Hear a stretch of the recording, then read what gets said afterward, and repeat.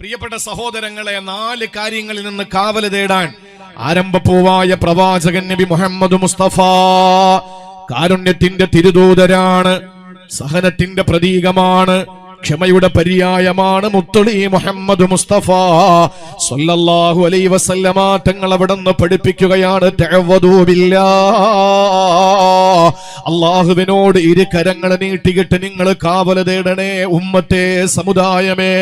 മിൻ ജഹദിൽ ബലാഅ വദർകിസ് സഖാഅ വസൂഇൽ ഖലാഅ വസമാതത്തിൽ അദാ, ഈ 4 കാര്യങ്ങളിൽ നിന്ന് കാവൽ തേടണമെന്ന് റസൂലുള്ളാഹി തങ്ങൾ തന്റെ പ്രിയപ്പെട്ട ഉമ്മത്തിനെ പഠിപ്പിക്കുമ്പോൾ, പ്രിയമുള്ള സഹോദരങ്ങളെ, ആദ്യത്തേതും രണ്ടാമത്തേതും ഒരർത്ഥത്തിൽ ഏകദേശം ഒരുപോലെയാണെന്നുള്ളത് കൊണ്ട് തന്നെ വിശദീകരണങ്ങൾ 2 ഞാൻ ഒരുമിച്ചങ്ങ് പറയുകയാണ്.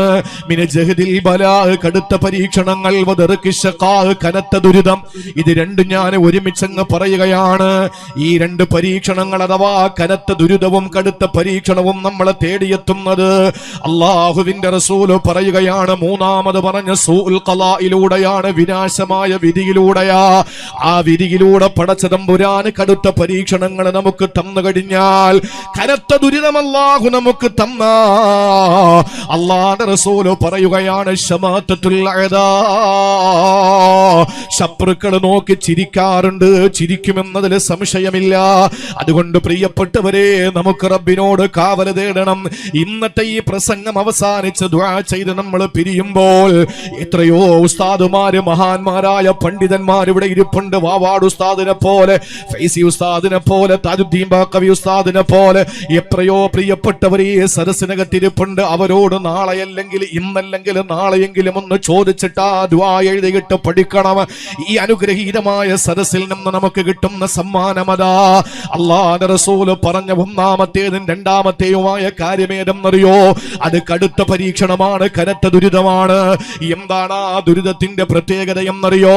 എന്നെ കോഴിക്കോട് റെയിൽവേ സ്റ്റേഷനിൽ വിളിക്കാൻ വേണ്ടി വന്ന സഅദുദ്ദീൻ എന്ന് പറയുന്ന പ്രിയപ്പെട്ട സഹോദരന്റെ 38 വയസ്സുള്ള സീനത്ത് എന്ന് പറയുന്ന സഹോദരി, ആ സഹോദരി പെട്ടെന്ന് മരണപ്പെട്ടു പോയി. ഉസ്താദ് ദുആ ഇറക്കണമെന്ന് പറഞ്ഞു. 15 ദിവസം കഴിയുമ്പോൾ തന്റെ പ്രിയപ്പെട്ട അമ്മോവനും മരണപ്പെട്ടു പോവുകയാ. സഹോദരങ്ങളെ, പരീക്ഷണത്തിന്റെ ആ ഒരു വിഷമത്തിന്റെ ഒരു പ്രയാസത്തിന്റെ ഏതാനും ചില സന്ദർഭങ്ങളിൽ ചില ശകലങ്ങൾ അദ്ദേഹം ഇങ്ങനെ പറഞ്ഞപ്പോൾ എന്റെ കൂടെ വന്ന ഷമീർ എന്ന സഹോദരൻ മറ്റൊരു ദുഃഖകരമായ കാര്യമാണ് എന്നോട് പറഞ്ഞത്. അവരോട് ഞാൻ പറഞ്ഞു, പരീക്ഷണങ്ങൾ അല്ലാഹു തന്നുകൊണ്ടേയിരിക്കും. പരീക്ഷണങ്ങൾ ഒരാൾക്ക് മറ്റൊരാൾക്ക് വേറൊരു രീതിയിലുള്ള പരീക്ഷണമാണ്. ഈ പരീക്ഷണങ്ങൾ നമുക്ക് അല്ലാഹു തരുമ്പോ, സാമ്പത്തികമായി നമ്മൾ തകർന്നു പോകുമ്പോ, മാനസികമായി വ്യതകൾ നമ്മൾ അനുഭവിക്കുമ്പോ, സഹോദരങ്ങളെ, ശാരീരികമായ രോഗങ്ങൾ നമ്മളെ വേട്ടയാടുമ്പോൾ നമ്മൾ പലപ്പോഴും പറയാറുണ്ട്, എന്ത് പരീക്ഷണമാണ് പടച്ച തമ്പുരാനെ, എന്തൊരു പരീക്ഷണമാ. ആ പരീക്ഷണങ്ങളൊന്നും അല്ലാഹു നമുക്ക് തന്നിട്ടില്ല, നമ്മളത് മനസ്സിലാക്കാത്തത് കൊണ്ടാ. ഒരു പരീക്ഷണം അല്ലാഹു തന്നാൽ അറിയാതെ നമ്മൾ പറഞ്ഞു പോകും, പടച്ചവനെ, ഞാനൊന്നും മരിച്ചിരുന്നെങ്കിൽ, ഞാനൊന്നും മരിച്ചുപോയെങ്കിലെന്ന് കൊതിച്ചു പോകുമെന്ന് വിശുദ്ധമായ ഖുർആൻ പറയുന്നല്ലോ. സൂറത്തു മറിയം എടുത്ത് നിങ്ങളൊന്ന് പരിശോധിച്ചു നോക്കിയാൽ, സൂറത്തു മറിയമിൽ അല്ലാഹു തആല 23-ാമത്തെ ആയത്തിലൂടെ പരിചയപ്പെടുത്തുന്നത് എന്തെന്നറിയോ? ഒരു മഹിളാരത്തിനും പടച്ച തമ്പുരാന്റെ മുമ്പിൽ കരങ്ങളെ നീട്ടിയിട്ട് മരണത്തെ കൊതിക്കുന്ന കഥയാണ്. ആരാണ് ആ മഹദി എന്നറിയോ? ആ മഹദി നമ്മെ സംബന്ധിച്ചിടത്തോളം സ്വർഗത്തിന്റെ നേതാവെന്ന് റസൂലുള്ളാഹി പരിചയപ്പെടുത്തിയ മഹദിയാ. 4 പേരാണ് സ്വർഗ സ്ത്രീകളുടെ നേതാക്കന്മാരെന്ന് റസൂലുള്ള പരിചയപ്പെടുത്തിയത്. അത് 4 പേര്. 1 ഖദീജ ബീവി റളിയല്ലാഹു അൻഹയാ, 2 ഫാത്തിമത്ത സഹറ റളിയല്ലാഹു അൻഹയാ, 3 ആസിയ റളിയല്ലാഹു തആല അൻഹയാ, 4ാമത് നമ്മുടെ ചർച്ചാ വിഷയമാകുന്ന മഹദിയാണ്. പ്രിയപ്പെട്ടവരെ, 4 സ്ത്രീകളാണ് സ്വർഗ സ്ത്രീകളുടെ നേതാക്കന്മാർ റസൂലുള്ളാഹി തങ്ങൾ വിശദീകരിച്ചത്. ആ 4ാമത്തെ വനിതയെന്നറിയോ? ആ വനിതയുടെ പേരിലാണ് വിശുദ്ധ ഖുർആനിൽ ഒരു അധ്യായം അല്ലാഹു തആല അവതരിപ്പിച്ചത്. സൂറത്തു ഖദീജ കാണാൻ നമുക്ക് കഴിയില്ല, സൂറത്തു ആയിഷ കാണാൻ കഴിയില്ല, സൂറത്തു ഫാത്തിമ കാണാൻ കഴിയില്ല. അള്ളാന്റെ ഹബീബിന്റെ വിശുദ്ധമായ ജീവിതത്തിലേക്ക് കടന്നു വന്ന അവിടുത്തെ പ്രിയപ്പെട്ട രാജകുമാരിമാരായ പ്രിയപ്പെട്ട വനിതകളായ ഭാര്യമാരെ നമുക്ക് കാണാൻ കഴിയില്ല. അവിടെ നമ്മൾ പരിശോധിച്ചാൽ ഒരു അധ്യായം കാണാം. ആ അധ്യായത്തിന്റെ പേര് സൂറത്തു മറിയം എന്നാണ്. ആ മറിയം ബീവി ആരെന്നറിയോ? റൂഹുല്ലാഹി ഈസാ നബി അലൈഹിസ്സലാമിന്റെ പ്രിയപ്പെട്ട ഉമ്മയാ. ബൈത്തുൽ മുഖദ്ദസിനകത്ത് ആരാധനയിൽ ഇരിക്കുന്ന സമയത്താണ് ഒരു കിഴക്ക് മാറിയിട്ടൊരു പ്രദേശത്തേക്ക് മാറിയിരുന്നവർക്ക് ഇബാദത്ത് എടുക്കണമെന്ന് തോന്നലുണ്ടായത്. അന്ന് സക്കരിയ നബി അലൈഹിസ്സലാം എന്ന പ്രിയപ്പെട്ട ഉമ്മയുടെ ജ്യേഷ്ഠത്തിയുടെ ഭർത്താവാണ് മസ്ജിദുൽ അഖ്സയുടെ ഖതീബായ അവിടുത്തെ പരിചാരകനായിരിക്കുന്നത്. സക്കരിയ നബി അലൈഹിസ്സലാമിന്റെ പ്രിയപ്പെട്ട ഭാര്യയുടെ അനുജത്തിയുടെ മകളാണല്ലോ മറിയം ബീവി റളിയല്ലാഹു തആല അൻഹാ. ആ മറിയം ബീവി റളിയല്ലാഹു അൻഹ കിഴക്ക് മാറിയിരുന്ന് പടച്ചവന് വേണ്ടി സാഷ്ടാംഗം പ്രണമിക്കുമ്പോൾ അവിടെ ധ്യാന നിമഗ്നനായിരിക്കുന്ന സമയത്താണ് ഈ മഹാനായ ജിബ്രീൽ അലൈഹിസ്സലാം കടന്നു വന്ന് റൂഹൂരി കൊടുക്കുന്നത് അറിയുമല്ലോ. അവരെ ഗർഭവതിയാവുകയാണ്. ആ ഗർഭവതിയാകുന്ന മറിയം ബീവി റളിയല്ലാഹു തആല അൻഹ കല്യാണം കഴിക്കാതെ ഒരു പുരുഷന്റെ സ്പർശനമില്ലാതെ ഗർഭവതിയായപ്പോ ആളുകൾ ആക്ഷേപിക്കാൻ തുടങ്ങി, വിമർശിക്കാൻ തുടങ്ങി. ആളുകൾ പറഞ്ഞതെന്താണ്? മറിയമേ, നിന്റെ വാപ്പ അങ്ങനത്തെ സ്വഭാവമുള്ള ആളല്ല, നിന്റെ ഉമ്മ ഇങ്ങനത്തെ സ്വഭാവമുള്ള പെണ്ണായിരുന്നില്ലല്ലോ, നിനക്ക് മാത്രം എന്തു പറ്റി മറിയമേ? ആ സമയത്ത് മറിയം ബീവി പുറത്തിറങ്ങാൻ കഴിയാതെ അവര് ആ ഒരു മരത്തിന്റെ ചുവട്ടിലിരുന്നു കൊണ്ട്, ഈന്തപ്പന മരത്തിന്റെ ചുവട്ടിലിരുന്നു കൊണ്ട് പ്രാർത്ഥിച്ച പ്രാർത്ഥന വിശുദ്ധ ഖുർആൻ പറയുന്നുണ്ട്. എന്ത് പ്രാർത്ഥനയാ! നാണക്കേട് കൊണ്ട് പുറത്തിറങ്ങാൻ പറ്റുന്നില്ല. ഇവിടെ അടിവരകിട്ട് നമ്മൾ ചിന്തിക്കേണ്ട ഒരു വിഷയമുണ്ട്, ഞാൻ പറയാമത്. സഹോദരങ്ങളെ, മറിയം ബീവി റളിയല്ലാഹു തആല അൻഹ പുറത്തിറങ്ങാൻ കഴിയാതെ നാണക്കേടായി ആളുകൾ ആക്ഷേപത്തിന്റെ ശരങ്ങൾ എറിയുമ്പോ അവിടെ ഇരുന്ന് ദുആ ചെയ്യുകയാണ്. യാ ലൈതനി മിത്തു ഖബ്ല ഹാദാ വകുന്തു നസിയം മൻസിയാ. മറിയം ബീവി റളിയല്ലാഹു തആല അൻഹ ദുആ ചെയ്ത ആ ദുആ വിശുദ്ധ ഖുർആൻ സൂറത്തു മറിയമിന്റെ 23-ാമത്തെ ആയത്തിലൂടെ ലോകത്തിന് പഠിപ്പിച്ചു കൊടുക്കുകയാ. പിടിച്ചു നിൽക്കാൻ പറ്റാത്ത പരീക്ഷണത്തിന്റെ പേമാരി പെയ്തിറങ്ങിയപ്പോ മറിയം ബീവി പോലും പ്രാർത്ഥിച്ചു പോയി. മറിയം എന്ന് പറഞ്ഞാൽ തന്നെ ഭജനമിരിക്കുന്നവളെന്ന, ഇഅ്തികാഫിരിക്കുന്നവളെന്ന, ഈസാ നബി എന്ന പ്രിയപ്പെട്ട പ്രവാചകന് ജന്മം കൊടുക്കാൻ അല്ലാഹു തെരഞ്ഞെടുത്ത ഗർഭാശയത്തിന്റെ ഉടമയായ മറിയം ബീവി മസ്ജിദുൽ അഖ്സയ്ക്ക് വേണ്ടി ഒരു ആൺകുട്ടിയെ നേർച്ചയാക്കുന്ന ഹന്ന ബീവിയുടെ വയറ്റിൽ പിറന്ന പ്രിയപ്പെട്ട മറിയം ബീവി. ആ മറിയം ബീവി റളിയല്ലാഹു തആല അൻഹ അവസാനം ദുആ ചെയ്തു പോയി. യാ ലൈതനി മിത്തു ഖബ്ല ഹാദാ വകുന്തു നസിയം മൻസിയാ. പടച്ചവനെ, ഞാൻ ആളുകളുടെ മുമ്പിൽ എത്തുന്നതിന് മുമ്പ്, പ്രസവിക്കുന്നതിന് മുമ്പ് ഞാൻ അങ്ങ് മരിച്ചിരുന്നെങ്കിൽ പടച്ച റബ്ബേ വകുന്തു നസിയം മൻസിയാ, കൃത്യം ഞാൻ വിസ്മരിക്കപ്പെട്ടവളായി മാറുമായിരുന്നല്ലോ എന്ന് മറിയം ബീവി റളിയല്ലാഹു തആല അൻഹ ദുആ ചെയ്തത് ഖുർആൻ പറയുന്നുണ്ട്. അതൊരു പരീക്ഷണം അല്ലാഹു കൊടുത്തപ്പോൾ, അല്ലാഹു പരീക്ഷണമൊന്ന് കൊടുത്തപ്പോൾ ആ പരീക്ഷണത്തിൽ പിടിച്ചു നിൽക്കാൻ പറ്റാത്തതിന്റെ പേരിലും മറിയം ബീവി റളിയല്ലാഹു അൻഹ ആഗ്രഹിച്ചു പോവുകയാ. അല്ലാഹുവിന്റെ കൽപ്പന വരുന്നു, മറിയമേ, ചാരിയിരുന്ന് ദുആ ചെയ്യുന്ന ഈന്തപ്പന മരം പിടിച്ചൊന്ന് കുലുക്കുമോ? അതിൽ നിന്ന് ഈത്തപ്പഴ നിനക്ക് കഴിക്കാൻ പറ്റൂ? അരുവിയിൽ ചെന്നിട്ട് കൈക്കുമ്പിളിൽ വെള്ളമെടുത്ത് കുടിക്കാൻ പറ്റുമോ?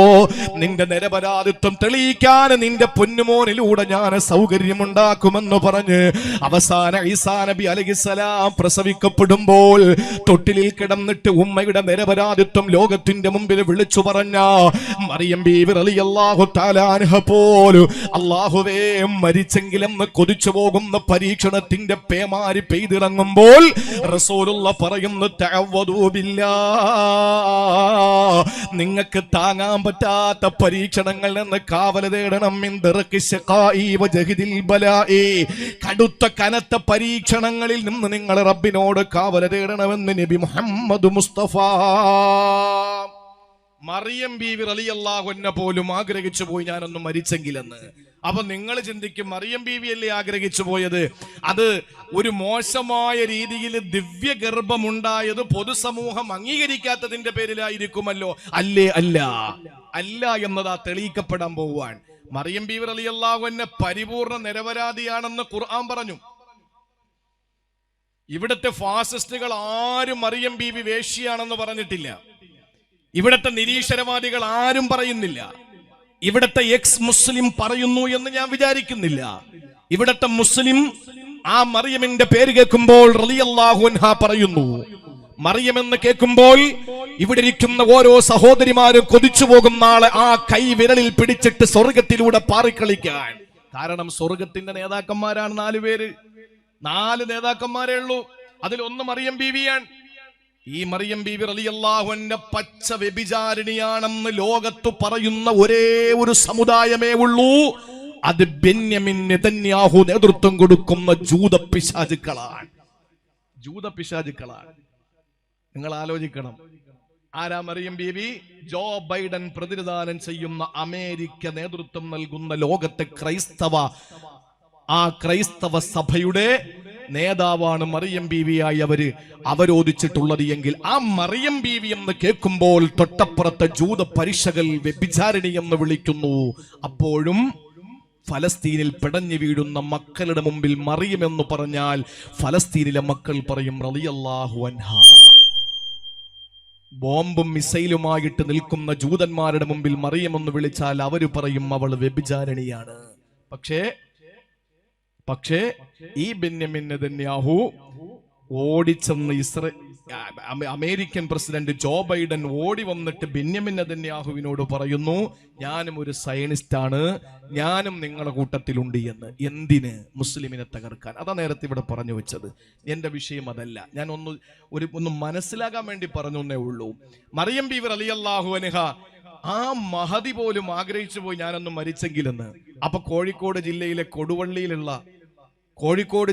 കൊടുവള്ളിയിലെ ഈ കത്തറമ്മൽ എന്ന് പറയുന്ന പ്രദേശത്തുള്ള നിങ്ങളുടെയും എന്റെ അവസ്ഥ എന്താണെന്നറിയോ?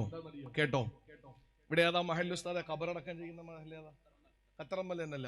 1500ഓളം കുടുംബം ഉണ്ടെന്നാണ് എനിക്ക് മനസ്സിലാക്കാൻ കഴിഞ്ഞത്. വലിയൊരു മഹല്ല. ഈ കത്തറമ്മൽ മഹല്ലിലെ ഖബർസ്ഥാനിന്റെ അടുത്ത് നിങ്ങളിൽ പലരും ചെല്ലുമ്പോ നിങ്ങൾ അറിഞ്ഞോ അറിയാതെയോ പറഞ്ഞു പോയൊരു വാക്കുണ്ട്. ഇത് 1400 വർഷങ്ങൾക്ക് മുമ്പ് കാരുണ്യത്തിന്റെ പ്രവാചകൻ, ആകാശത്തിന്റെ അജയ്യനായ അമരക്കാരൻ, പ്രപഞ്ചത്തിന്റെ സൃഷ്ടിപ്പിന്റെ കാരണക്കാരനായ മുഹമ്മദ് മുസ്തഫ സല്ലല്ലാഹു അലൈഹി വസല്ലമ തങ്ങൾ പഠിപ്പിച്ചു. അബൂ ഹുറൈറ തങ്ങളെ തൊട്ട് റിപ്പോർട്ട് ചെയ്യുന്ന ഹദീസ് ഇമാം മുസ്ലിം തന്റെ സഹീഹിൽ രേഖപ്പെടുത്തിയ ഹദീസ. എന്ന് പറഞ്ഞാൽ ലോകത്തെ മുജാഹിദും ജമാഅത്ത് ഇസ്ലാമിയും തബ്ലീഗും സുന്നിയും ഒക്കെ അംഗീകരിക്കുന്ന ഹദീസ. ഈ ഹദീസിൽ അള്ളാന്റെ പ്രിയപ്പെട്ട പ്രവാചകൻ എന്താ പറഞ്ഞെന്നറിയോ? മറിയം ബീവി പരീക്ഷണം വന്നപ്പോൾ മരിച്ചെങ്കിലെന്ന് കൊതിച്ചു പോയെങ്കിൽ എന്റെയും നിങ്ങളുടെയും അവസ്ഥ സമാനമാണ്. എന്തുകൊണ്ട്? അള്ളാന്റെ റസൂല് പറയുകയാണ്, ലാ തദ്ഹബുദ് ദുനിയാ, ദുനിയാവ് വിട പറയുകയില്ല, ദുനിയാവ് അവസാനിക്കുകയില്ല, ലോകം അവസാനിക്കുകയില്ല, പടിഞ്ഞാറ് സൂര്യൻ ഉദിക്കുകയില്ല, യജൂജ് മജൂജ് പുറപ്പെടുകയില്ല, ദാബത്തുൽ അർള് വരികയില്ല, ദജ്ജാൽ വരികയില്ല, ഈസാ നബി വരികയില്ല, മഹദി ഇമാം വരികയില്ല, തൗബയുടെ വാതിൽ അടയ്ക്കപ്പെടുകയില്ല, ആകാശം പൊട്ടിപ്പിളരുകയില്ല, നക്ഷത്രങ്ങൾ ഇളകി വീഴുകയില്ല, കടൽ മുഴുവൻ കത്തിക്കപ്പെടുകയില്ല, ഭൂമി പിളരുകയില്ല. ഏതുവരെ എന്നറിയോ? ഹത്താ യമുർറജുലു അലൽ ഖബരി, ഈ കത്തറമ്മലിലുള്ള ഒരാൾ തന്റെ ഖബർസ്ഥാനിലൂടെ നടന്നു പോകുന്നത് വരെ. എന്നിട്ട് ഫയഖൂൽ, അവന് ഖബർസ്ഥാനിൽ ചെന്ന് നിന്നുകൊണ്ട് പറയുമത്രേ, യാ ലൈതനി മകാന സാഹിബി ഹാദൽ ഖബരി, പടച്ചവനെ ഞാനും ഈ കിടക്കുന്നയാളിനെ പോലെ ഖബറിൽ പോയിരുന്നെങ്കിൽ കൊള്ളാമല്ല, ഞാനും ഈ മരിച്ച ആളിനെ പോലെ ആയിരുന്നെങ്കിൽ തമ്പുരാനെ, ഞാനും എന്നേ മരണപ്പെട്ടു പോയിരുന്നെങ്കിൽ തമ്പുരാനെ, ഞാൻ മരിച്ച് മണ്ണോട് ചേർന്നിരുന്നെങ്കിൽ തമ്പുരാനെ.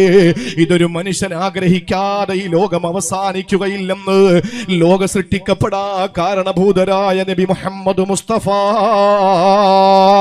ഇത് പറയുമ്പോ നിങ്ങൾ കരുതുന്നത് എന്താ? ഉറൂസുകളുടെ പേരിൽ പോലും പേക്കോട്ടുകൾ നടക്കുന്ന ദീനിന്റെ വിഷയങ്ങൾ കാണുമ്പോഴാണെന്നാണോ?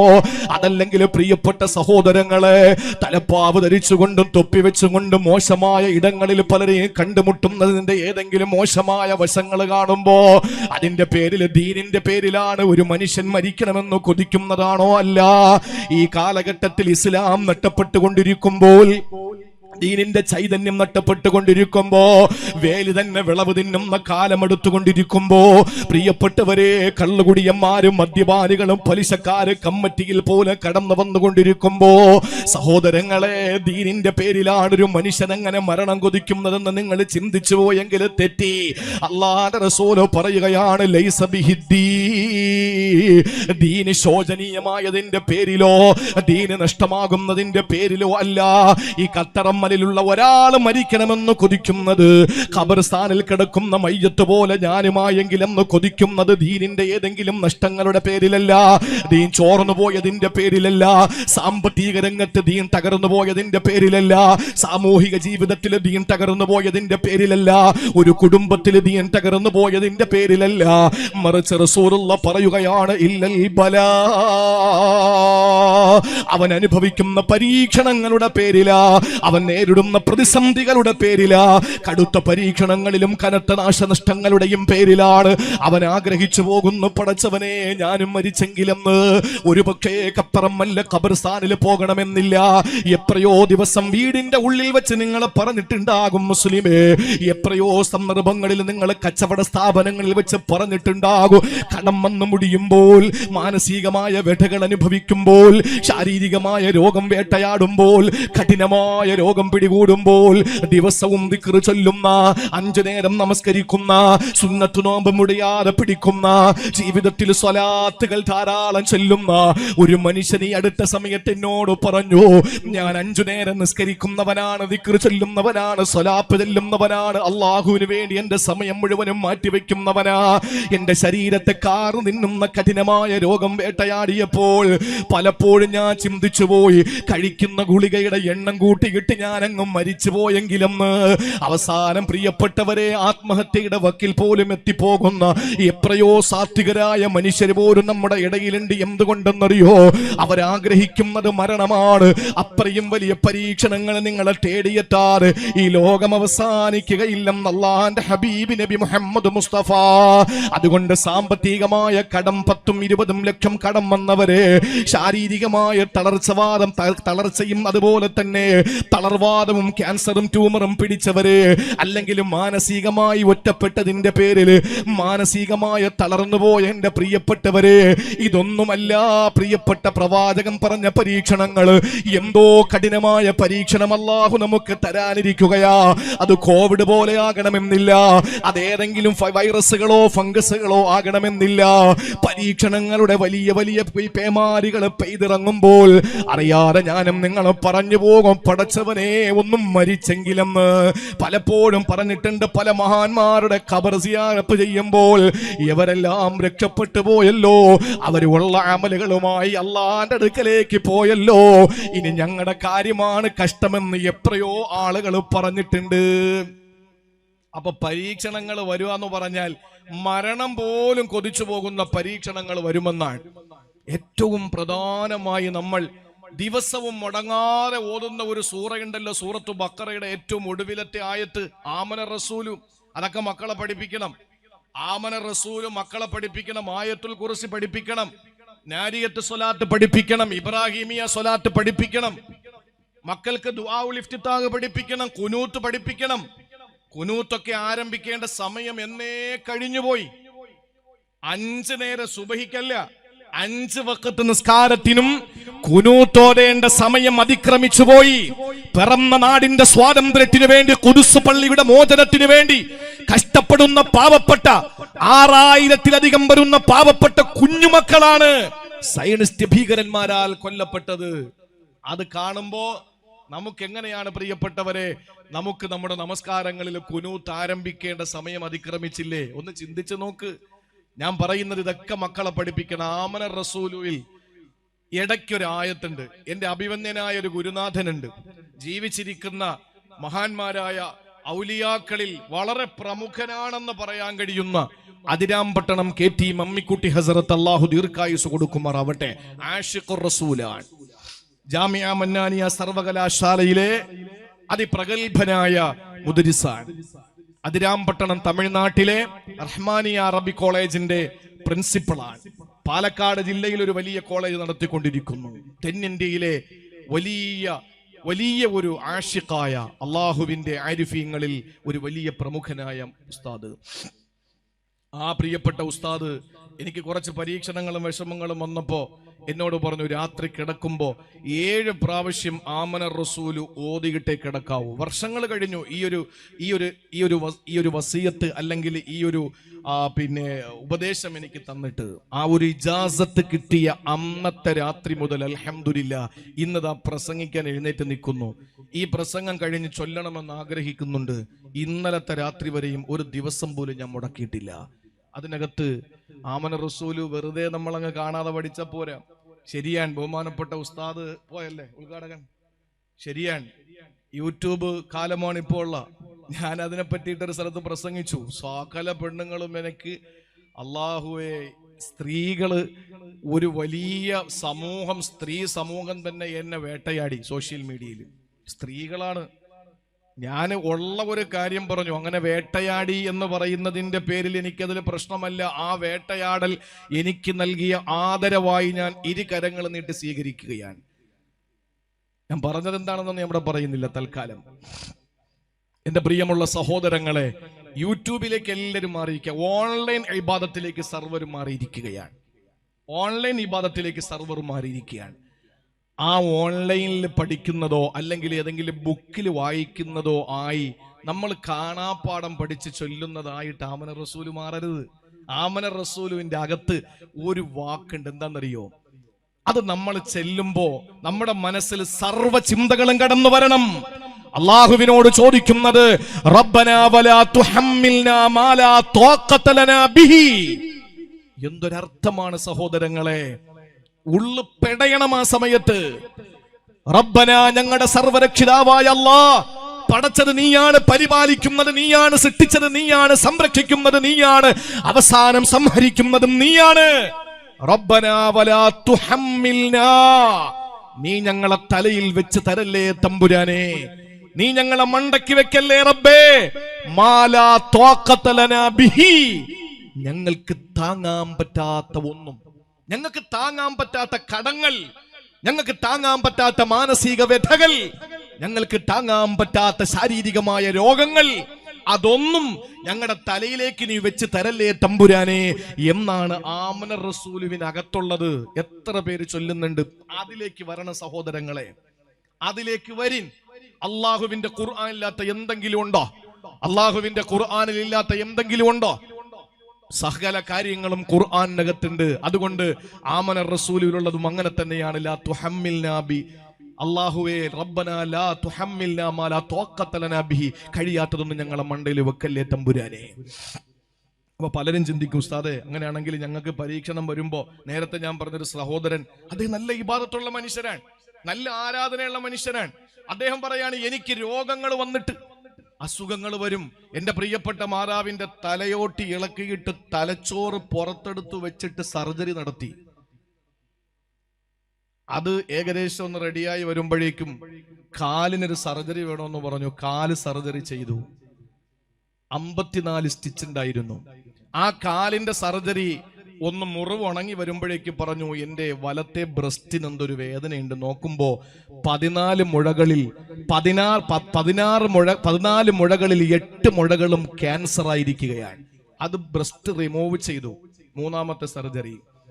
ബ്രസ്റ്റ് റിമൂവ് ചെയ്തിട്ട് അതിന്റെ റേഡിയേഷൻ, അതിന്റെ കീമോ, അതിന്റെ ഇഞ്ചക്ഷൻ, അങ്ങനെയൊക്കെ ആ ചികിത്സയുമായിട്ട് RCCയിൽ പിന്നെ തുടർന്ന് ചികിത്സിച്ചു. ഇനി വലത്തേക്കാൽ ഓപ്പറേഷൻ ചെയ്യണം. പക്ഷെ ഡോക്ടർമാർ പറയുന്നത് ഇനി ഒരു അനസ്തേഷ്യ പറ്റില്ല. ആ ഒരു നിലയിൽ പരീക്ഷണങ്ങൾ വരുമ്പോൾ നമ്മളെന്താ ചിന്തിക്കേണ്ടത്? അല്ല എനിക്ക് മാത്രം എന്ത് പരീക്ഷണം തരുന്നു? അല്ല തരുന്ന പരീക്ഷണങ്ങളൊന്നും ഒരു വിഷമമുള്ളതും അല്ല സഹോദരങ്ങളെ. ഈ 3 ഓപ്പറേഷൻ കഴിഞ്ഞിട്ട് എന്റെ ഉമ്മ ജീവിച്ചിരിക്കുന്നില്ലേ, ഞാൻ ജീവിച്ചിരിക്കുന്നില്ലേ? പക്ഷേ പരീക്ഷണങ്ങളുടെ തീഷ്ണത എന്ന് പറയുന്നത്, പരീക്ഷണങ്ങൾ നൂലുപോലെ കെട്ടിയിറക്കപ്പെടുമ്പോൾ മരിച്ചിരുന്നെങ്കിലെന്ന് കൊതിച്ചു പോകത്തക്കവണ്ണം പരീക്ഷണങ്ങൾ നമ്മെ തേടിയെത്തുമെന്ന് ആദരവായ പ്രവാചകൻ പഠിപ്പിച്ചിട്ട് പറയുന്നു. കാവൽ തേടിക്കൂ അള്ളാഹുവിനോട്. താങ്ങാൻ പറ്റൂല. അല്ലാഹുമ്മ ലാ തുഹമ്മിൽനാ മാ ലാ ത്വാഖത ലനാ ബിഹി, താങ്ങാൻ പറ്റാത്തതൊന്നും ഞങ്ങളെ തലയിൽ വെക്കല്ലേ തമ്പുരാനെ. താങ്ങാൻ പറ്റൂല സഹോദരങ്ങളെ. അതുകൊണ്ട് അള്ളാഹുവിനോട് കാവൽ തേടിക്കോ. എന്താ അങ്ങനെ ഒരു സാഹചര്യം വന്നാൽ? കഠിനമായ രോഗം വന്നു, സഹിക്കാൻ പറ്റാത്ത രോഗം, വല്ലാത്ത വേദന, അല്ലെങ്കിൽ മാനസികമായ സങ്കടം സഹിക്കാൻ പറ്റാതെ പലരും സിഗരറ്റ് വലി തുടങ്ങും, പലരും കള്ളുകുടി തുടങ്ങും, പലരും നരച്ചു പോകും, പലരും ഒറ്റപ്പെട്ട് ഭ്രാന്തന്മാരായി പോകും. അങ്ങനെ ഒരു സഹോദരിയുടെ കഥയാണ് ഞാൻ ഇങ്ങോട്ട് വരുമ്പോൾ വണ്ടിയിൽ വെച്ച് കേട്ടത്. ഒരു ചെറിയ മാനസികമായ ഒരു സങ്കടത്തിൽ നിന്ന് മനസ്സ് പതറിയിട്ട് പല രീതിയിലും ആ സഹോദരിയുടെ മനസ്സിങ്ങനെ പറന്നു നടക്കുകയാണ്. അള്ളാഹു ഈ സദസ്സിന്റെ ബറക്കത്ത് കൊണ്ട് ശിഫ നൽകട്ടെ. അങ്ങനെയൊക്കെ വന്നാ എന്താ ചെയ്യാ? കടം, കോടിക്കണക്കിന് രൂപ കടബാധിതനായി മാറിയാൽ എന്താ ചെയ്യാ?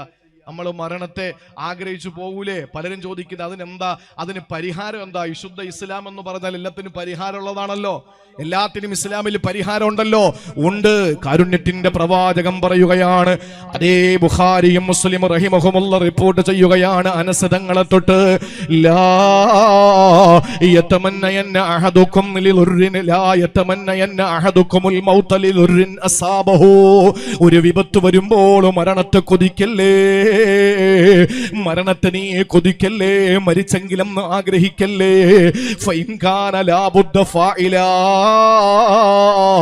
പക്ഷേ നിനക്ക് വന്ന പരീക്ഷണങ്ങൾ നിന്നെ അങ്ങനെ പറയിപ്പിക്കുന്ന ഒരു സാഹചര്യം ഉണ്ടാക്കിയാൽ, നിനക്ക് സഹിക്കാൻ പറ്റാത്ത വേദന വന്നാൽ, നിനക്ക് താങ്ങാൻ പറ്റാത്ത വേദനകൾ വന്നാൽ, കടം നിന്നെ ഇട്ടുമൂടുന്ന അവസ്ഥയിലേക്ക് എത്തപ്പെട്ടു കഴിഞ്ഞാ നീ ദുആ ചെയ്യേണ്ടത് എന്താണെന്നറിയോ? അല്ലാഹുവിന്റെ റസൂൽ പറയുന്നു, അല്ലാഹുമ്മ അഹ്യിനി മാ കാനത്തിൽ ഹയാതു ഖൈറൻ ലീ വതവഫനി ഇദാ കാനത്തിൽ വഫാതു ഖൈറൻ ലീ. പടച്ചവനെ, ജീവിതമാണ് ഖൈറെങ്കിൽ എനിക്ക് നല്ലപോലെ ജീവിക്കാനുള്ള തൗഫീഖ് താ അല്ലാഹ്. അതല്ല മരണമാണ് ഖൈറെങ്കിൽ ഈമാനോടെ എന്നെ മരിപ്പിക്കണേ തമ്പുരാനെ. ഇതാണൊരു സത്യവിശ്വാസി ചെയ്യേണ്ടതെന്ന് പ്രശ്നങ്ങൾക്ക് പരിഹാരം പറഞ്ഞു തരുന്ന മഹാനായ പ്രവാചകൻ റസൂലുള്ളാഹി തങ്ങൾ പഠിപ്പിക്കുകയാ. ഏത് പ്രശ്നത്തിനും പരിഹാരമുണ്ടെന്ന് റസൂലുള്ള പഠിപ്പിക്കുമ്പോ ഇതിനും പരിഹാരമുണ്ട്. വിഷമങ്ങളും പ്രയാസങ്ങളും കടങ്ങളും ദാരിദ്ര്യവും അതുപോലെ വിഷമങ്ങളും കടന്നു വരുമ്പോ എന്താ ചെയ്യേണ്ടത്? അല്ലാഹുവേ, എനിക്ക് ജീവിതമാണ് ഖൈറെങ്കിൽ എന്നെ നീ നല്ലതുപോലെ ജീവിപ്പിക്കണേ റബ്ബേ. മരണമാണ് ഖൈറെങ്കിൽ എന്നെ ഈമാനോടെ മരിപ്പിക്കണേ അല്ലാ. എത്രയോ വേദികളാണ്, ഓരോ പ്രസംഗ വേദികളിൽ ചെല്ലുമ്പോൾ വ്യത്യസ്തമായ സങ്കടങ്ങളാണ് കേൾക്കാറുള്ളത്. അത് ഞങ്ങൾ വലിയ ആളുകളായതുകൊണ്ട് ഞങ്ങളോട് പറയുന്നതല്ല. നിങ്ങളെ പോലത്തെ നൂറുകണക്കിന് ആയിരക്കണക്കിന് ആളുകളുടെ ദുആ ഉണ്ടല്ലോ. സാലിഹീങ്ങളായ സാത്വികരായ വിശുദ്ധരായ നിങ്ങളെ പോലുള്ളവരുടെ ആമീൻ ഉണ്ടല്ലോ. ആമീനിൽ വലിയ പ്രതീക്ഷയാണ് ജനങ്ങൾക്കുള്ളത്. അതുകൊണ്ട് തന്നെ പ്രിയപ്പെട്ട സഹോദരങ്ങളെ, അങ്ങനെയുള്ള ആളുകൾ സങ്കടം പറയുമ്പോൾ പലരും വന്ന് പറഞ്ഞിട്ടുണ്ട്, ഉസ്താദേ എന്റെ വാപ്പ ഒന്ന് മരിക്കാൻ വേണ്ടി ദുആരക്കണേ, എന്റെ ഉമ്മ ഒന്ന് മരിക്കാൻ വേണ്ടി ദുആരക്കണേ. ഉമ്മയോട് ദേഷ്യമുള്ളത് കൊണ്ടല്ല, വാപ്പയോട് വൈരാഗ്യമുള്ളത് കൊണ്ടല്ല, അവരോട് വെറുപ്പുള്ളത് കൊണ്ടല്ല, പിന്നെയോ കിടക്കുന്ന കിടപ്പിൽ കിടന്ന് മലമൂത്ര വിസർജനം ചെയ്തിട്ട് അതെല്ലാം വാരിയിട്ട് കുഞ്ഞുങ്ങളെ പോലെ കളിക്കുന്നത് കാണുമ്പോ, ഓടിച്ചെന്ന് കിണറിലേക്ക് ചാടി മരിക്കാൻ നോക്കുന്നത് കാണുമ്പോ, ഗുളികയും മെഡിസിനും ഒക്കെ എടുത്തിട്ട് വാരി ഭക്ഷണം പോലെ കഴിക്കുന്നത് കാണുമ്പോ, പൊന്നുമക്കളുടെ മുമ്പിൽ വെച്ച് ഉടുതുണി വലിച്ചെറിഞ്ഞിട്ട് നഗ്നയായി നടക്കുന്നത് കാണുമ്പോ, മാനസികമായ നില തെറ്റിയിട്ടോ അറുതലിൽ ഉംറന്ന് ഖുർആൻ പരിചയപ്പെടുത്തി റസൂലുള്ളാഹി കാവല തേടിയ ആ ഒരു പ്രായത്തിലേക്ക് എത്തിയതിന്റെ പേരിലോ ഉമ്മയുടെ മരണം കൊതിക്കുന്ന മക്കൾ സങ്കടത്തോടെ പറയാറുണ്ട്. അങ്ങനെ നമുക്ക് ദുആ ചെയ്യാൻ പറ്റുമോ? പറ്റില്ല. ആ ഘട്ടങ്ങളിൽ റസൂലുള്ള പറഞ്ഞു, പറയേണ്ടത് എന്താണ്? ജീവിതമാണ് ഖൈറെങ്കിൽ അല്ലാഹുവേ ജീവിതം കൊടുക്കണേ തമ്പുരാനെ. മരണമാണ് ഖൈറെങ്കിൽ പെട്ടെന്ന് നീ ഈമാനോടെ മരിപ്പിക്കണേ അല്ലാ. ഇതല്ലാതെ മരണത്തെ കൊതിക്കല്ലേ സഹോദരങ്ങള്. പിന്നെ ചെയ്യേണ്ടത് എന്താണ്? ഇങ്ങനെയുള്ള പരീക്ഷണങ്ങൾ വരാതെ പടച്ചവനോട് കാവല തേടണമെന്ന്. തഅവ്വദൂ ബില്ലാഹി മിൻ ജഹിദിൽ ബലാഇ വദർകി ശഖാഇ. കടുത്ത പരീക്ഷണങ്ങളിൽ നിന്ന്, കനത്ത ദുരിതങ്ങളിൽ നിന്ന് നിങ്ങൾ റബ്ബിനോട് കാവല തേടണമെന്ന് മുത്തളി മുഹമ്മദ് മുസ്തഫ. പിന്നെ ഒരു കാര്യം പറയാം. നേരത്തെ പറഞ്ഞത് ഖബറിന്റെ അടുത്ത് ചെല്ലുമ്പോ ഒരു നമാസ് ദാരിമിയല്ലേ, ഇവിടെ വരാൻ ഞാൻ കണ്ടില്ല, ഇവിടെ വന്നോ നമാസ് ദാരിമി, ഇവിടെ ഇരിക്കാം. സമസ്തയുടെ വലിയ ഒരു പ്രവർത്തകനാണ്, അൽഹംദുലില്ലാ വർഷങ്ങളായിട്ടുള്ള ഒരു ബന്ധമാണ്. ഓമശ്ശേരി നവാസ് ദാരിമി മുക്കം വലിയൊരു കോളേജ് നടത്തുന്നുണ്ട്. ഇവിടെ ഇരിക്കാം ഉസ്താദ്, എല്ലാവരും സന്തോഷം. അതാ വറഫഅനാഹു മകാനൻ അലിയ. വലിയ ഒരു കോർഡിനേഷൻ ഉണ്ട് സമസ്തയുടെ ഹിഫ്ളിന്റെ കോർഡിനേഷൻ. വലിയ ബൃഹത്തായ ഒരു സംഭവമാണ്. അതിന് നേതൃത്വം നൽകുന്നത് ബഹുമാനനായ പാണക്കാട് സയ്യിദ് അബ്ബാസ് അലി ശിഹാബ് തങ്ങളാണ്. അതുപോലെ അതിന്റെ ചെയർമാൻ, അതിന്റെ പ്രസിഡന്റ് ബഹുമാനപ്പെട്ട ഏലംകുളം ബാപ്പു ഉസ്താദാണ്. അതിന്റെ സീനിയർ വൈസ് വർക്കിംഗ് പ്രസിഡന്റാണ് ബഹുമാനപ്പെട്ട നവാസ് ദാരിമി ഓമശ്ശേരി. വലിയൊരു പ്രസ്ഥാനമാണ് ഹിഫ്ളിന്റെ. ആയിരക്കണക്കിന് ഹിഫ്ള് കോളേജുകളുടെ ഒരു കോർഡിനേഷനാണ് സമസ്തയുടെ വലിയൊരു കോർഡിനേഷൻ. ഈ വരുന്ന ഡിസംബറിൽ കാസർഗോഡ് ബേക്കൽ വെച്ചിട്ട് അതിന്റെ വലിയ ഒരു ഫെസ്റ്റ് നടക്കുന്നുണ്ട്. ഇൻഷാ അല്ലാഹ് അതിന്റെ വിവരങ്ങളൊക്കെ നിങ്ങൾക്ക് തരുന്ന അനുസരിച്ച് അതിലൊക്കെ ഹാഫിളീങ്ങളായ മക്കളെ വാർത്തെടുക്കണം. ഖുർആൻ ഇന്നാ നഹ്നു നസ്സൽനാ ദിക്റ വ ഇന്നാ ലഹു ലഹാഫിളൂൻ. എല്ലാ ഇന്റർനെറ്റും വൈറസ് കയറി നശിച്ചു പോകാം, തിരൂരങ്ങാടി പ്രസ് നശിപ്പിക്കാം, മൊത്തം മുസ്ഹഫും ഖുർആനും കണ്ടുകെട്ടിയിട്ട് അതെല്ലാം കരിച്ചു കളയാം. അപ്പോഴും ഖുർആനെ അള്ള പറഞ്ഞ എന്താ? ഞാൻ സൂക്ഷിക്കും ഖിയാമത്ത് നാൾ വരെ. അതെങ്ങനെയാ? ഇന്നാ നഹ്നു നസ്സൽനാ ദിക്റ വ ഇന്നാ ലഹു ലഹാഫിളൂൻ എന്നാ പറഞ്ഞത്. എന്ന് പറഞ്ഞാൽ ഹാഫിളീങ്ങൾ ഉണ്ടാക്കുമെന്ന് അതിന്റെ അർത്ഥം. ഞാൻ ഖുർആനെ സൂക്ഷിക്കാന്ന് പറഞ്ഞ അള്ളാഹു പറഞ്ഞ വാക്കേതാ? ഇന്നാ നഹ്നു നസ്സൽനാ ദിക്റ വ ഇന്നാ ലഹു ലഹാഫിളൂൻ. ഞാൻ അതിനെ ഹിഫ്ള് ചെയ്തോളാന്ന് പറഞ്ഞാൽ അവന്റെ അടിമകളായ കുഞ്ഞു മക്കളുടെ ഹൃദയത്തിൽ ഖുർആൻ കൊത്തിവെക്കും. അവര് ഹാഫിളീങ്ങളാകുമ്പോൾ സകല നെറ്റിൽ നിന്ന് എടുത്ത് കളഞ്ഞാലും എവിടെ കരിച്ചു കളഞ്ഞാലും മക്കളുടെ ഹൃദയത്തിൽ ഖുർആനുണ്ട്. അതുകൊണ്ട് ഹാഫിളീങ്ങൾ ഉണ്ടാവണം. അങ്ങനെ ഹാഫിളീങ്ങളുടെ ഒരു വലിയ കോർഡിനേഷന്റെ ഒരു അമരക്കാരനാണ് അബ്ബാസ് അലി തങ്ങളാണ് അതിന്റെ അജയ്യനായ നേതൃത്വം. ഏലംകുളം ബാപ്പു ഉസ്താദുണ്ട്, അഹമ്മദ് കബീർ ബാക്കവിയുണ്ട്, അതുപോലെ നിരവധി ഉസ്താദുമാരുണ്ട്. അള്ളാഹു ദീർഘായുസ് കൊടുക്കട്ടെ, നല്ല പ്രവർത്തനങ്ങൾ അള്ളാഹു ചെയ്യാനുള്ള തൗഫീക്ക് തരട്ടെ ഇൻഷാ അല്ലാഹ്. വേണ്ടി ഒന്ന് അവസാനം ഒന്ന് പറഞ്ഞേക്കണേ ആ ബേക്കലിന്റെ കാര്യം സംഘാടകർക്ക് പറഞ്ഞവരുന്ന് പറയും ഇൻഷാ അല്ലാഹ്. ആ ഡേറ്റ് ഒക്കെ ഒന്ന് പോട്ടെ, നമ്മുടെ വിഷയമല്ല.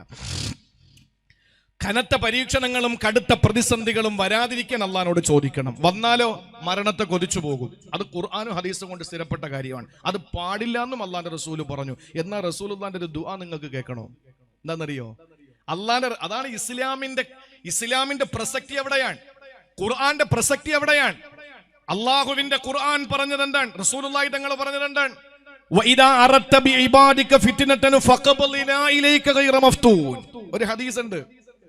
നാളെ നിങ്ങൾ ഈ വാള് കേട്ടിട്ട് പോയിട്ട് ഈ ഹദീസ് എങ്ങാനും കണ്ടാൽ ഇയാൾ എന്താ പറഞ്ഞിട്ട് പോയത്?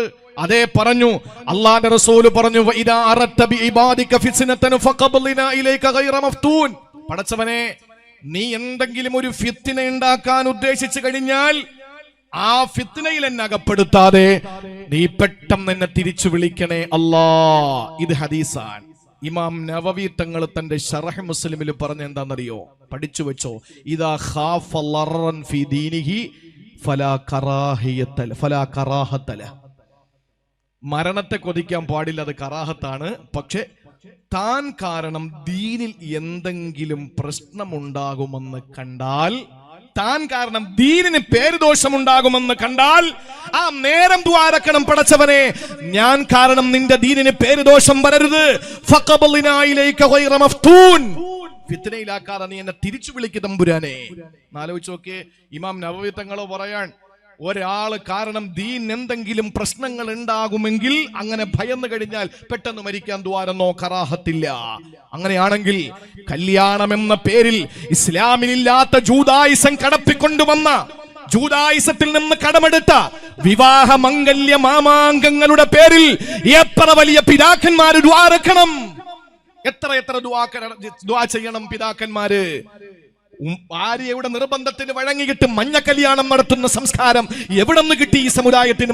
മഞ്ഞ കല്യാണം ഞാൻ പല വേദികളിലും പറഞ്ഞു. ഈ മഞ്ഞ കല്യാണം എവിടെ ഉണ്ടോന്ന് എനിക്കറിയില്ല, ഉണ്ടെങ്കിൽ അതും കൂടെ ചേർത്തിട്ടാ പറയുന്നത്. മഞ്ഞ കല്യാണം ആര് നടത്തിയാലും, ഖാലി നടത്തിയാലും, അതല്ല ഹാജി നടത്തിയാലും, ആലിമ നടത്തിയാലും, ദീനി പ്രബോധകം നടത്തിയാലും, ദീനി നേതാക്കന്മാരെ നടത്തിയാലും, അതൊക്കെ ഈ ശുദ്ധ അസംബന്ധം തന്നെയാണ്. ഇസ്ലാമിൽ ഒരിക്കലും ഇല്ലാത്ത കാര്യമാ മഞ്ഞ കല്യാണം. മഞ്ഞ കല്യാണം എന്ന് പറഞ്ഞാൽ പല വേദികളിലും ഞാൻ പറഞ്ഞിട്ടുണ്ട്.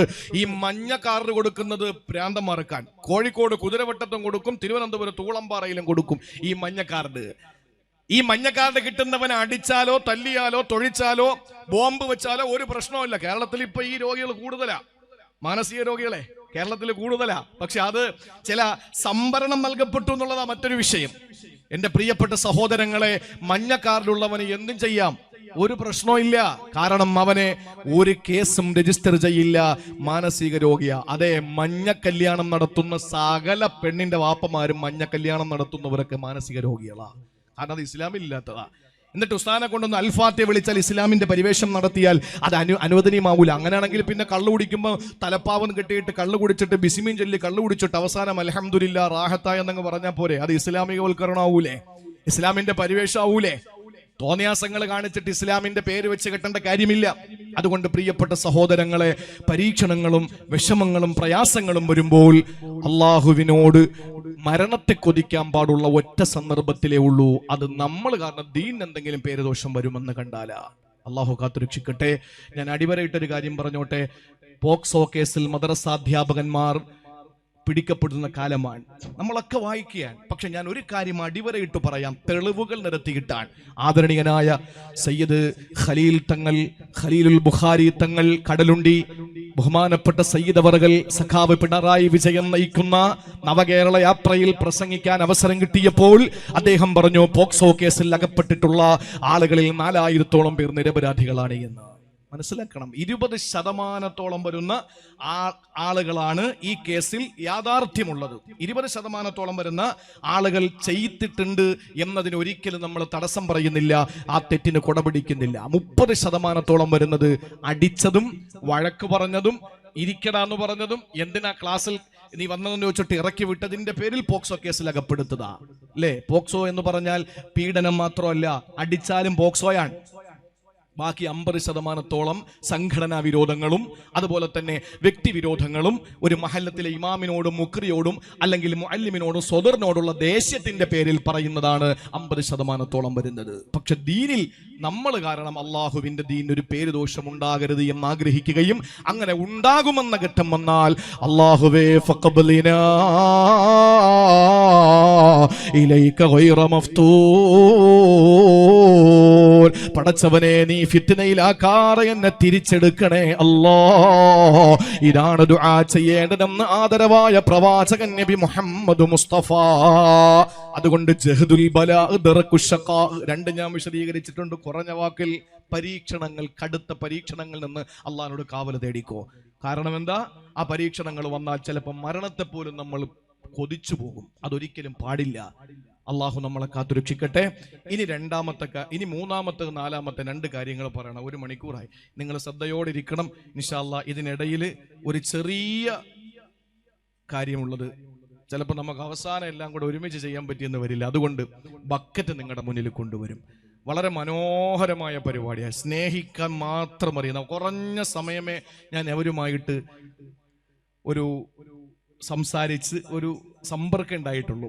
ഒരു 6 മണിക്ക് ശേഷം ഒരു 7 മണി വരെ 7:30 മണി വരെ 2 പേരും, അതിനുശേഷം നമ്മുടെ ഈ സംഘാടകരുമായിട്ട് സ്നേഹിക്കാൻ അറിയുന്നവരാണ്. അൽഹംദുലില്ലാ. വളരെ വലിയ, അവർക്ക് ഇവിടെ ഗാനമേള നടത്തിയെന്ന് വെച്ചിട്ട് ആരും അവരെ പിടിച്ച് മഹല്ലിൽ നിന്ന് പുറത്താക്കുകയൊന്നുമില്ല.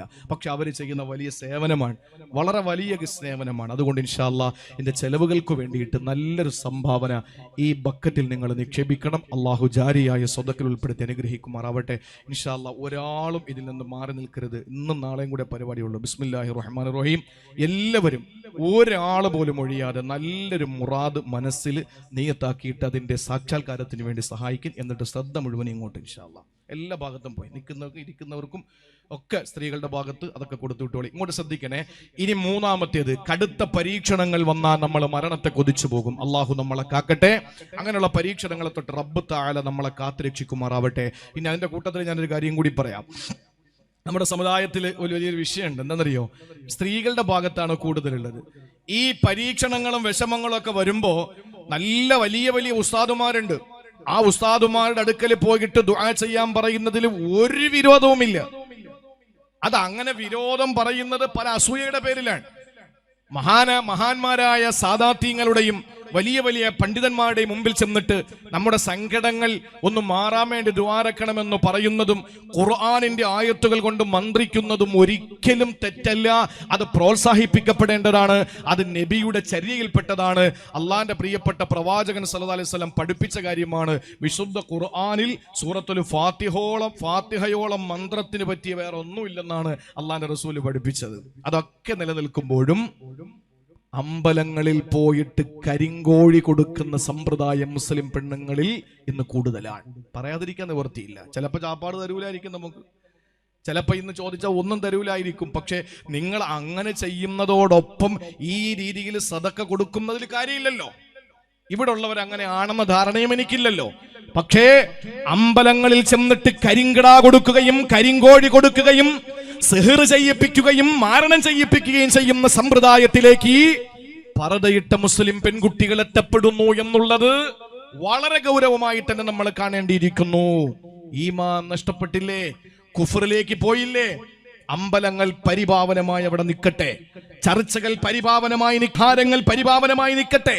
അതൊക്കെ അവരുടെ നമ്മുടെ സഹോദരങ്ങളുടെ ആരാധനാലയങ്ങളാ, അതിനൊക്കെ നമ്മൾ റെസ്പെക്ട് ചെയ്യണം. പക്ഷേ നമ്മുടെ പള്ളിയിൽ വന്നിട്ട് നൂലോതി കെട്ടിയിട്ട് കാര്യമൊന്നുമില്ല എന്ന് കാണുമ്പോ ഒരു കറുത്ത കോഴിയം വാങ്ങിയിട്ട് അവന്റെ കുടുംബം കുഴി തോണ്ടാൻ വേണ്ടിയിട്ട് അമ്പലങ്ങളിൽ ചെന്നിട്ട് വഴിപാടുകളും നേർച്ചകളും നടത്തുന്ന മുസ്ലിം സഹോദരിമാർ നിസ്കരിച്ചിട്ട് കാര്യമില്ല.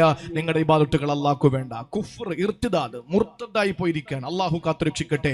കലിമ ചൊല്ലി അള്ളാഹുവിന്റെ വിശുദ്ധമായ കലിമത്ത് തൗഹീദ് ചൊല്ലിയിട്ട് നിങ്ങൾ തിരിച്ചു വരണം. ഇനി മേലിൽ അങ്ങനെ ഒരു കാര്യത്തിലേക്ക് പോകൂല എന്ന് ശപഥം ചെയ്യണം. ചെയ്തു പോയതിൽ ഖേദമുണ്ടാകണം. അള്ളാഹു കാത്തുരക്ഷിക്കട്ടെ. മൂന്നാമതായിട്ട് അള്ളാന്റെ പ്രിയപ്പെട്ട പ്രവാചകനെ ദുആ ചെയ്യാൻ പഠിപ്പിച്ചത് ഏതെന്നറിയോ? ഒന്ന് കടുത്ത പരീക്ഷണമാണ്, രണ്ട് കനത്ത ദുരിതമാണ്. രണ്ടും കൂടി ഏകദേശം പ്രിയപ്പെട്ടവരെ സമാനതകളുള്ളത് കൊണ്ട് തന്നെ ഞാൻ ഒരുമിച്ചാണ് വിശദീകരിച്ചത്. ഇനി മൂന്നാമത്തേത് ഏതെന്നറിയോ? അള്ളാന്റെ ഖുർആൻ, അള്ളാന്റെ ഹബീബ് പഠിപ്പിക്കുകയാണ് വസൂഇൽ ഖലാ, അള്ളാഹുവിന്റെ വിനാശകരമായ വിധികളാണ് പടച്ചവന്റെ വിധിയാണ്. ആ വിധി ഖൈറും ഷർറും നമുക്ക് വരുന്നത് അള്ളാഹുവിൽ നിന്നല്ലേ നമ്മൾ വിശ്വസിക്കുന്നത്. പ്രിയപ്പെട്ടവരെ, വിശുദ്ധമായ ഖുർആനിൽ ഒരു ആയത്തുണ്ട്, സൂറത്തുൽ ബഖറ 102-ാമത്തെ ആയത്തിൽ അള്ളാഹു പഠിപ്പിക്കുന്നത് എന്താണെന്നറിയോ? ഇന്ന് സിഹറിന്റെ പേരിൽ പല സംഘടനകളും പല തട്ടുകളിലായി പോയത് നമ്മൾ കണ്ടവരാണല്ലോ. 102-ാമത്തെ ആയത്തിൽ അള്ളാഹു പഠിപ്പിക്കുന്നത് സിഹറിനെ പറ്റി തന്നെയാ. ആരാ സിഹർ പഠിപ്പിക്കുന്നതെന്നറിയോ? ബിബാബില ഹാറൂത വമാറൂ, ബാബിലോണിലെ ഹാറൂത്തും മാറൂത്തും എന്ന് പറഞ്ഞ് മലക്കുകളായിരുന്നവര് രൂപാന്തരപ്പെട്ട് മനുഷ്യകോലങ്ങളിൽ അകപ്പെട്ടു പോയവര് ഒരു പ്രത്യേക സാഹചര്യത്തിലെ ചരിത്രം വിശാലമാണ്, പറയാൻ നമുക്ക് സമയമില്ല. ആ ഹാറൂത്തും മാറൂത്തും സിഹർ പഠിപ്പിച്ചു കൊടുക്കുകയാ. ആ സിഹർ പഠിപ്പിച്ചു കൊടുക്കുമ്പോൾ അതിനെപ്പറ്റി വിശുദ്ധ ഖുർആൻ സൂറത്തുൽ ബഖറയിൽ ഇങ്ങനെ പരാമർശിച്ചിട്ട് വന്നിട്ട് അല്ലാഹു പറഞ്ഞതെന്തെന്നറിയോ? ഈ സിഹറിന്റെ വ്യാപ്തി എന്താണെന്നറിയോ? സുബ്ഹാനല്ലാഹ്, ഭാര്യയും ഭർത്താവും തമ്മിൽ അകന്നു പോകാൻ സിഹറിന് കഴിവുണ്ടേ. ഇതെന്റെ വാക്കല്ല, അള്ളാന്റെ വിശുദ്ധ ഖുർആനിന്റെ വാക്കാ. ഒരു ഭാര്യയും ഭർത്താവിനെയും തമ്മിൽ അകറ്റാ. ഏത് അകറ്റലാണ്? നമ്മൾ നിസ്സാരമായി കാണുന്നത് വലിയ കാര്യമാണോ? ഒരു ഭാര്യയും ഭർത്താവും തമ്മിൽ അകലുന്നത് വലിയ കാര്യമല്ലല്ലോ എന്ന നിസാരമായിട്ടുള്ള വാക്ക് നമ്മൾ പറയുമ്പോഴും നമ്മളൊരു കാര്യം മനസ്സിലാക്കണം. ഇവർ രണ്ടുപേരും ഒരുമിച്ച് കൂടുന്നത് ഏത് ബന്ധത്തിലാണെന്നറിയോ? മീസാകന ഖലീലാ, അല്ല പറഞ്ഞത് ബലിഷ്ഠമായ കരാറെന്നാ. ഇങ്ങനെ ബലിഷ്ഠമായ കരാറെന്ന് പറഞ്ഞത് പള്ളിയിൽ ഇമാമിനെ എടുക്കുന്നതിനെ പറ്റിയല്ല, ഒരു മഹല്ലത്തിന്റെ പരിപാലന സമിതി സത്യപ്രതിജ്ഞ കയറുന്നതിനെ പറ്റിയല്ല, നിയമസഭാ മന്ദിരത്തില് ജനാധിപത്യത്തിന്റെ ശ്രീകോവില് ഒരു പാർട്ടി അധികാരത്തിൽ വരുന്നതിനെ പറ്റിയല്ല, അല്ലെങ്കിൽ പാർലമെന്റിൽ ഒരു പാർട്ടി അധികാരത്തിൽ വരുന്നതിനെ പറ്റിയല്ല. അള്ളാഹു പറയുന്നത് മീസാകൻ ഖലീലാ, ബലിഷ്ഠമായൊരു കരാറെന്ന് പറയുന്നത് ഉമ്മയും മകനും തമ്മിലുള്ള കരാറല്ല, വാപ്പയും മോനും തമ്മിലുള്ള കരാറല്ല. പിന്നെ ഖുർആനിൽ അള്ളാഹു പറഞ്ഞ ഒരേ ഒരു കരാറേതാ? മീസാകൻ ഖലീലാ എന്ന് പറഞ്ഞത് ഭാര്യ ഭർത്താക്കന്മാർ തമ്മിലുള്ള ഒലയാത്ത അലയാത്ത ഒരിക്കലും മുടയാത്ത ഒരു കരാറാണ്. ആ കരാറിനെ പൊളിച്ചു കളയാൻ കഴിവുള്ളതാണ് സിഹർ. ആലോചിച്ചു നോക്കിയേ, ആ ബലിഷ്ഠമെന്ന് ഖുർആൻ പറഞ്ഞതിനെ പൊട്ടിക്കാൻ കഴിവുള്ളതിനാണ് സിഹർ എന്ന് പറയുന്നതെങ്കിൽ ആ സിഹറിനെ പറ്റി 102-ാമത്തെ ആയത്ത് വിശദീകരിച്ചിട്ട് അള്ളാഹു അവസാനം പറയുന്നു, സിഹർ കാരണം ഭാര്യയും ഭർത്താവും രണ്ട് കോണിലാവും. ഇത് പറഞ്ഞിട്ട് അള്ളാഹു തആല പറയുകയാണ്, വമാഹും ബിളാദിരീന ബിളാദ്ദീന ബി മിൻ അഹദിന ഇല്ലാ ബിഇദ്നില്ലാഹ്. എത്ര വലിയ സിഹർ ബാധിച്ചാലും, എത്ര വലിയ ഐന് ബാധിച്ചാലും, ഏതമ്പലങ്ങളിൽ പോയി കരിങ്കട കൊടുത്താലും, ഏതമ്പലത്തിൽ പോയി കരിങ്കോഴി കൊടുത്തിട്ട് രണ്ടുപേരെ തമ്മിൽ തെറ്റിക്കാൻ ശ്രമിച്ചാൽ, മുസ്ലിം ചെറുപ്പക്കാരാ, അല്ലാഹുവിന്റെ ഖുർആൻ പറയുകയാണ്, വമാഹും ബിളാദ്ദീന ബിഹി മിൻ അഹദിൻ ഇല്ലാ ബിഇദ്നില്ലാഹ്. അല്ലാഹുവിന്റെ അനുവാദമില്ലാതെ, അവന്റെ അറിവില്ലാതെ, അവന്റെ അനുമതിയില്ലാതെ, അവൻ അറിയാതെ ഒരു ഇല പോലും അനങ്ങൂല. കല്ലിടുക്കിലെ പുൽക്കൊടിക്ക് പോലും കൊടുനീര് കൊടുക്കുന്നത് അല്ലാഹുവാ. വാരിയല്ല് കൊണ്ട് മൂടപ്പെട്ട ഹൃദയാന്തരാളങ്ങളിലുള്ള ചലന നിശ്ചലനങ്ങൾ അറിയുന്നതും അല്ലാഹുവാ. ഒളിക്കണ്ണ് കൊണ്ടുള്ള നോട്ടം കാണുന്നതും അല്ലാഹുവാ. ഇതെല്ലാം അറിയുന്ന പടച്ചതമ്പുരാ, ഇന്നലെയും ഇന്നും നാളെയും ഇല്ലാത്ത അല്ലാ, എല്ലാം തുറന്ന പുസ്തകമായ അല്ലാ, ആ പടച്ചതമ്പുരാന്റെ അറിവില്ലാതെ ഒന്നും സംഭവിക്കുകയില്ല.